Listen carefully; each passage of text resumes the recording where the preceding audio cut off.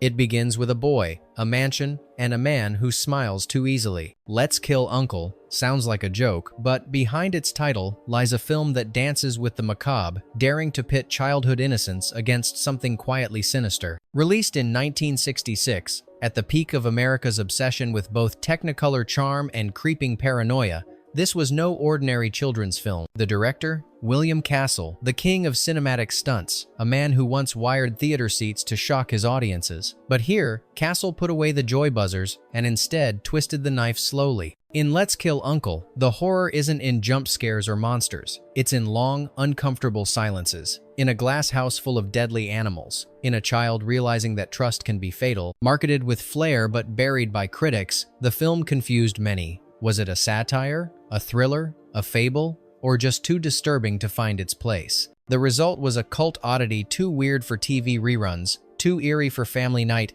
and far too ahead of its time. And as with many Castle productions, what happened behind the scenes was just as strange as what ended up on screen. From unshot gimmicks to studio interference, to actors who couldn't decide if they were in a comedy or a crime drama, Let's Kill Uncle remains an anomaly wrapped in warm Technicolor and cold intentions. These are 20 weird facts you didn't know about Let's Kill Uncle. 1966. Fact Hasson. William Castle wanted to electrocute the audience. Literally, before the first frame was ever shot, William Castle had already designed the experience. His plan? Equip theater seats with mild shock devices that would buzz the audience whenever Uncle made a move. It wasn't the first time Castle had dabbled in sadistic showmanship. He'd previously installed floating skeletons and insurance policies against death by fright. But this was different. The idea was called the shock box, and it would have turned every screening into a shared psychological experiment. A jolt when the boy looks away. A buzz when the uncle picks up a knife. Castle believed the audience shouldn't just watch danger, they should feel it. But the studio refused, not because it was too dangerous, but because it was too expensive. The cost of wiring hundreds of seats in every theater? Ridiculous, they said. Castle was livid. He believed it was the one thing that would have made the film unforgettable. So instead, the shocks stayed on screen but never reached the spine. And Let's Kill Uncle became the Castle film with the least gimmick and the most psychological tension. Was it a missed opportunity? Or did removing the toy let something more sinister breathe? Fact #2. The glass house was real, and so were the animals. Most horror films cheat with props, but in Let's Kill Uncle, that massive greenhouse filled with wild animals, it was real. The set was built with live leopards, scorpions, and snakes, and no CGI to hide behind. And yes, they were in the same building as child actors. One particularly tense moment involved a scene where Barnaby, the boy, hides in the foliage while his uncle searches for him. Hidden among the plants, a live jaguar in a nearby cage. Production assistants stood by with tranquilizers. No barriers, just timing. The studio insured the kids heavily. Castle, ever the showman, claimed, "Fear can't be faked, not when a real predator is 2 feet away." Some called it reckless, others called it brilliant. The question remains, was Castle crafting tension or flirting with disaster? Fact #3. Nigel Green didn't know if he was playing it straight or deranged. Nigel Green, the actor portraying the uncle, reportedly had no idea whether his role was supposed to be comically charming or cold-blooded psychotic. Castle gave him contradictory direction on purpose. In some takes, Green played it like a Disney villain with a wink. In others, he was all menace, silent, surgical. Why the confusion? Castle believed the best way to keep the audience uneasy was to keep his actors uneasy. He withheld final script pages, shifted tone mid-shoot, changed dialogue during takes. Green, a classically trained actor, was infuriated but also intrigued. The result was a performance that veers between charismatic and chilling. Some critics called it uneven, others called it genius. But here's the real question. If even the actor didn't know whether the uncle was joking, how could the audience? Fact #4. The boy was cast. After showing zero emotion, casting a child to carry an entire psychological thriller is already risky. But William Castle wanted more than talent. He wanted a child who could be both innocent and terrifyingly blank. That's how Pat Carty got the role of Barnaby. According to casting notes, Carty didn't light up the room like other child actors. He didn't crack jokes, didn't smile much. In fact, his audition tape was described as quiet to the point of unsettling, and Castle loved it. He believed Carty's blank expressions would force the audience to project their own fear. Was Barnaby scared or coldly calculating? Castle didn't want viewers to know. And Cardi, barely 11 years old, was instructed never to react fully, even when being threatened on screen. That directorial choice made the character of Barnaby, a cipher, more ambiguous than most villains in adult thrillers. But some viewers were disturbed. Letters poured in complaining that the boy felt possessed or inhuman. Ironically, Castle considered that a success. Did he create a victim or a budding sociopath? Fact #5.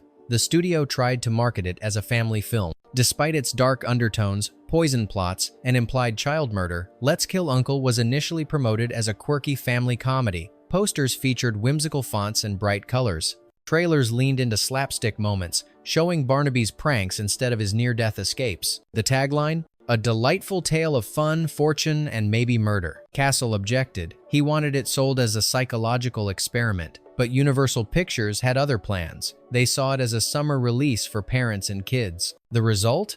Audiences expecting laughs got slow-burn tension and a child genuinely fearing for his life. Many walked out.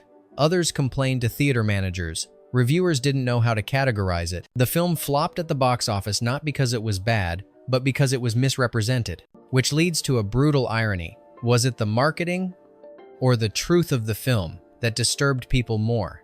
Fact #6. One scene was so disturbing, it was cut without Castle's consent. In the original cut, there was a scene where Uncle Meridew corners Barnaby in a candlelit hallway, knife in hand, not to kill, but to explain how he would kill him, step by step, if he ever decided to. It was monologue-heavy, whispered, hypnotic, and far too intense for 1966. Castle fought for it, calling it the moral center of the film. The studio called it inappropriate. They won. The footage was removed. No alternate cut exists. Castle's notes describe the scene as the moment when we see the uncle isn't just a killer, he's a sadist who enjoys psychological torture. To this day, fans debate whether cutting that scene robbed the film of its true villain or saved it from crossing a line it wasn't prepared to defend. If that footage ever resurfaced, would Let's Kill Uncle be reclassified from quirky oddity to full-blown nightmare? Fact #7. Castle's own daughter thought the film was too real. William Castle had always used his family as informal test audiences, but Let's Kill Uncle rattled even them. After a private screening, Castle's teenage daughter reportedly told him, "Dad, this isn't fun, scary, it's just scary." She wasn't talking about monsters or ghosts. She was talking about the psychological edge, the quiet moments when the uncle smiles too long, or when Barnaby doesn't scream when he should. Castle took it as a compliment, but studio executives didn't. Internal memos reveal concern that the movie lacked the traditional Castle wink, and that it would unsettle rather than entertain. Castle disagreed.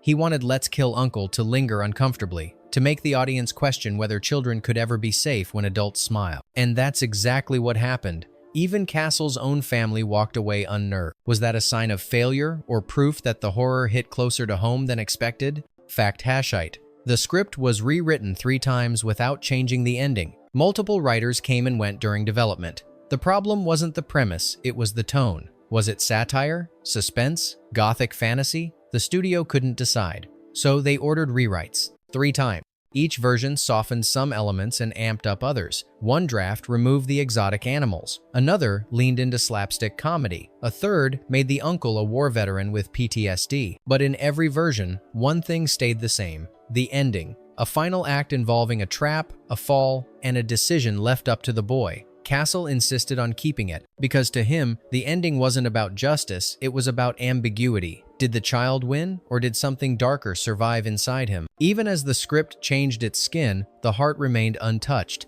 And if you watch the film today, you'll realize it's not about whether the uncle deserved to die, but whether the boy deserved to enjoy it. Fact #9. The uncle was inspired by a real World War II assassin. In a rare interview, Castle admitted that the idea for Uncle Meridew came from a true story he'd read years earlier. It involved a British intelligence officer trained in poisons, disguise, and hand-to-hand combat who disappeared after the war and was suspected of murdering a wealthy relative for inheritance. The case was never solved. Castle was obsessed. He kept clippings in a folder marked "Family Terror." The idea that someone trained to kill for a cause might use those same skills on a child. That was the seed of Let's Kill Uncle. He once said, "Real killers don't wear masks, they wear ties. they smile. Knowing that the film's villain was inspired by a man who may have actually existed casts the entire story in a darker light. The uncle's calm, his knowledge of toxins, his slow manipulation, all suddenly seem researched. Was the film fiction or Castle's warning disguised as entertainment? Fact Hasson 0. The studio wanted to replace the title, but Castle refused. In an era where even horror films were given softened titles to attract broad audiences, Let's Kill Uncle felt like a declaration. Too blunt, too provocative. Executives at Universal pushed for a change. Their suggestions? A most dangerous relative. Summer Games. The inheritance plot. Castle, predictably, refused. He argued that the title was the film's first line of tension. It posed a dilemma, not a punchline. A child plotting murder. A family line in blood. And worst of all, the hint that maybe, just maybe, the boy was justified. Castle once said, "A horror film with a safe title isn't horror, it's compromise." Marketing teams hated it. Test audiences were confused. But the director stood firm, and in the end, he won. Of course, some say that title also doomed the movie, turning off censors, TV broadcasters, and parents before the first frame ever rolled. So what was it? A brilliant provocation or a self-inflicted wound?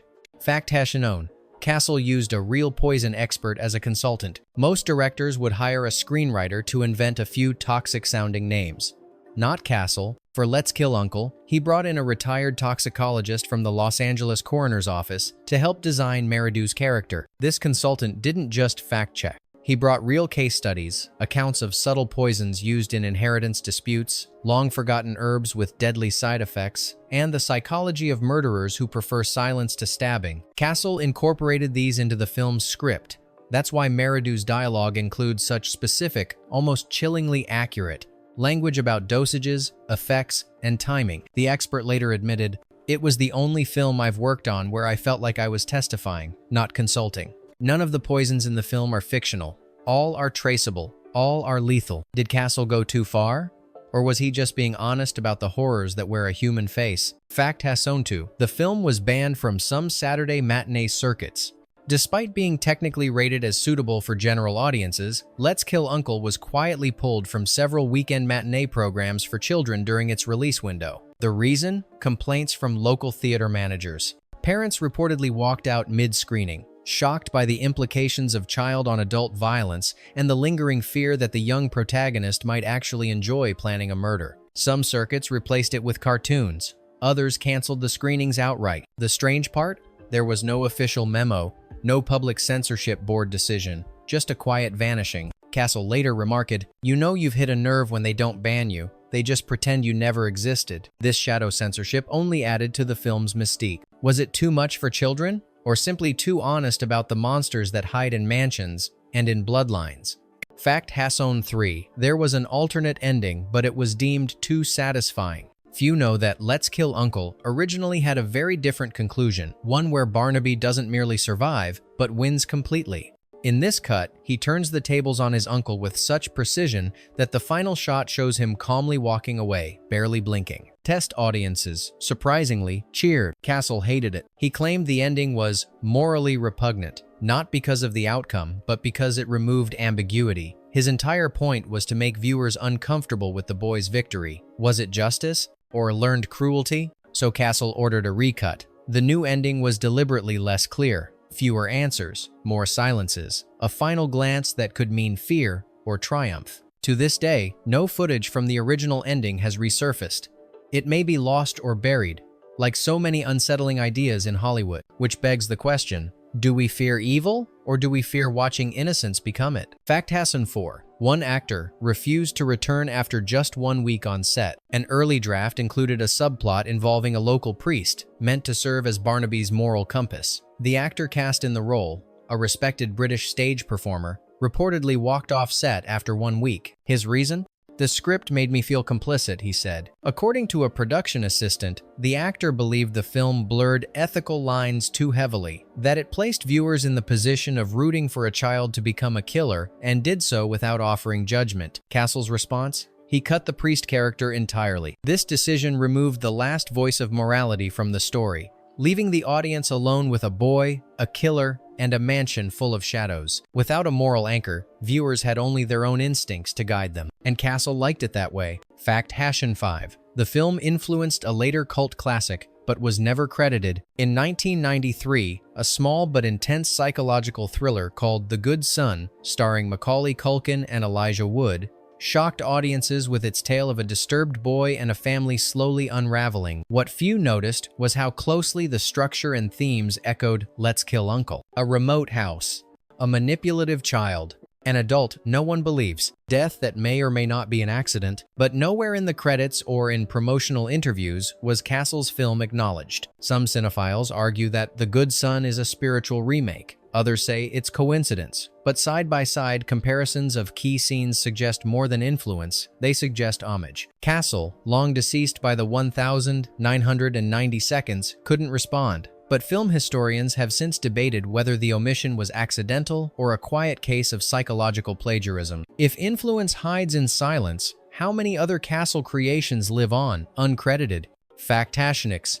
Castle's memo warned the studio, but they ignored it. Weeks before the film's release, William Castle wrote a private memo to Universal executives. In it, he warned, if this is sold as a children's film, there will be backlash, not because of content, but because of tone. The fear here is quiet, lingering, too adult for the young and too childish for the adults. He urged them to market the film as an experimental thriller, or at least create alternate trailers for different audiences. The memo was logged, noted, and ultimately dismissed. Studio heads believed Castle was overthinking it. They argued the bright color palette and young protagonist made it visually appropriate for family screens. They were wrong. The film opened to poor box office numbers, confused reviews, and was quickly pulled from many theaters. Castle never forgave the studio for ignoring his instincts. He reportedly kept a copy of the memo framed in his office, underlined in red ink. Told you. Was Castle being prophetic, or just watching his creation be buried by the wrong audience? Fact Hasson 7. The film's composer had never scored a thriller before. The soundtrack for Let's Kill Uncle is off. It swings between playful motifs and eerie silence. At times, it sounds like a children's adventure. At others, like a creeping dream that turns to dread. The reason? Castle hired Vic Mizzy, best known for upbeat comedy TV shows like The Addams Family and Green Acres. This was his first attempt at scoring a psychological film. Why Mizzy? Castle claimed he didn't want normal horror music. He wanted something that felt wrong, something too cheerful, too bright, music that would clash with what was on screen, and it worked. Critics were unsettled not just by the plot, but by the musical tone that felt like it belonged in another movie altogether. Some call it a misfire. Others call it genius dissonance. But one thing's clear, you never forget the sound of a murder scene underscored by a whimsical clarinet. Fact Hashon 8. There was a TV adaptation planned that never aired. In the early 1,970 seconds, NBC greenlit a pilot script for a TV adaptation of Let's Kill Uncle. But it wasn't what you'd expect. The twist?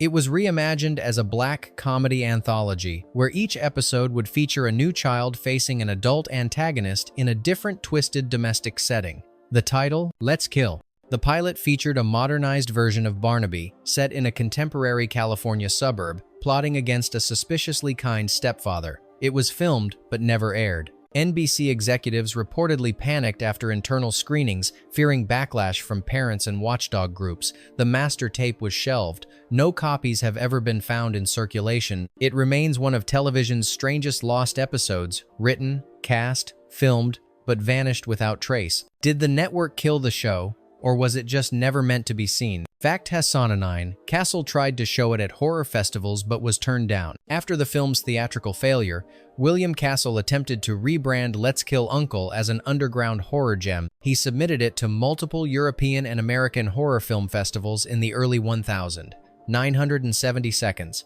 hoping a new audience would embrace its psychological edge. But nearly all of them rejected it, not because of quality, but because no one knew how to categorize it. Horror programmers found it too tame, while art house curators called it too pulpy. One rejection letter even described it as a Hitchcock idea, shot like Disney, and edited like neither. Castle was stunned. He believed the film had aged into relevance, that its ambiguity and moral grayness had finally found their time. But the world didn't catch up. Not then. It wouldn't be until decades later, thanks to late-night reruns and cult DVD collectors, that Let's Kill Uncle would earn its uneasy status as a forgotten experiment in tonal dissonance. So, was it simply ahead of its time, or proof that some films are meant to be misunderstood? Fact #20. The film was never released on Blu-ray, and there's a reason. Despite growing cult interest, Let's Kill Uncle has never received an official Blu-ray release. Fans have begged, petitions have circulated, but nothing has materialized beyond a modest DVD transfer. Why?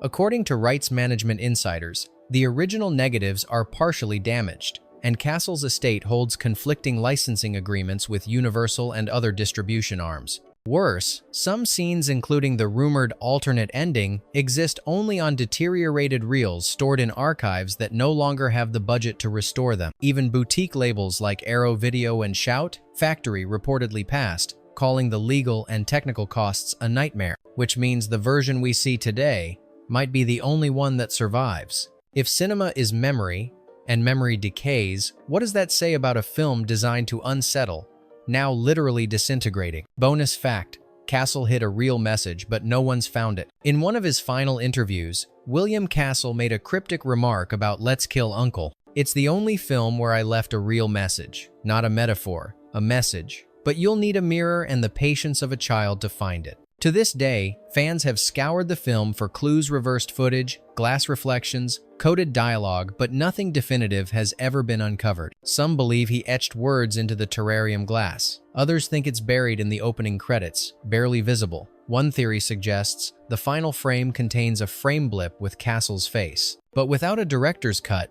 no one can be sure. What did Castle want us to see? A warning? A joke? A confession? Or maybe the true message was that we'd keep watching long after the screen went black? Which fact twisted your view the most? Castle's hidden message, the lost alternate ending, or the idea that a child might learn to kill by watching adults? Tell us in the comments which detail still lingers and what forgotten film you want us to uncover next. And if this one left you uneasy, good. That's exactly how Castle wanted it.